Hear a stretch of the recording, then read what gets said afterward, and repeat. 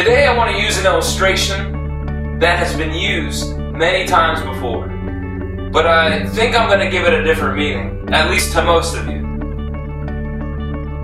It's the illustration of this glass.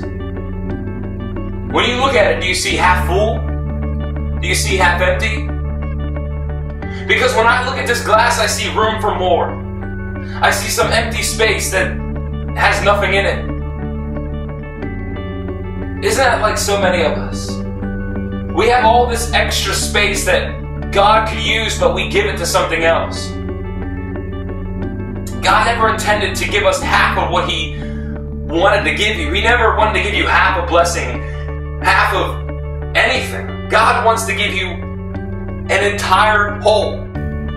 He wants you to be overflowing. Yet, this is like so many of us.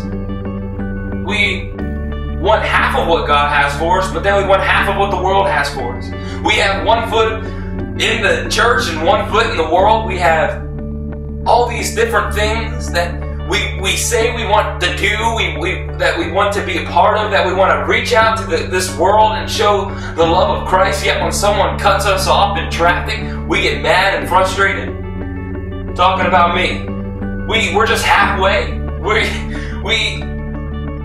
We really don't mean what we sing. We don't mean what we say, God, I'm going to do. Because if that were true, we'd be overflowing. There's a story in John about Jesus at the well. And He was at the well with someone most people wouldn't want to be seen with. And at this well, there was a lady, and she was getting some water, and Jesus goes to her and says, hey, pour me a glass of water. And she says, but you can't be seen with me. It will look wrong. And Jesus says, if you only knew who I was, you would be asking me for a drink of water. Because my water, you will never thirst again. But how comes us as Christians, we're always thirsty? How comes as Christians, we have these moments where we have to come back to what God intended for us? We have to come back to the altars. We have to come back to this big out, drowned out, come to Jesus moment. I think it's because we only let God give us half of what He wanted to. Because of our own free will, we say, God, stop pouring. And I'm sure it breaks God's heart. But because of the free will He's given you, He quits. He stops pouring. He doesn't give up on you. He's always wanting to pour more in.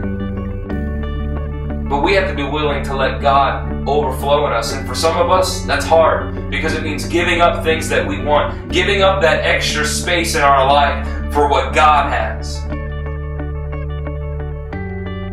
We're called to overflow. We're not called to be halfway. And when we figure out that this empty space belongs to God, that's when things will start happening in your life that only God can be given the credit for. Only God can be given all the glory.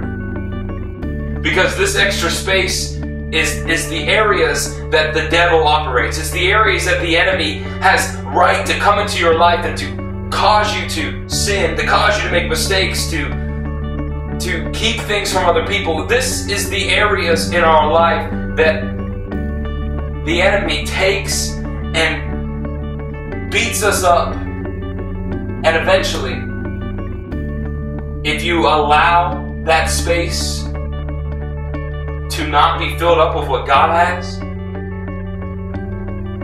what God put in there will begin to fade away. It will begin to evaporate. So it's important that we're always getting into our Word. It's important that we're always praying and asking God to do something in our life.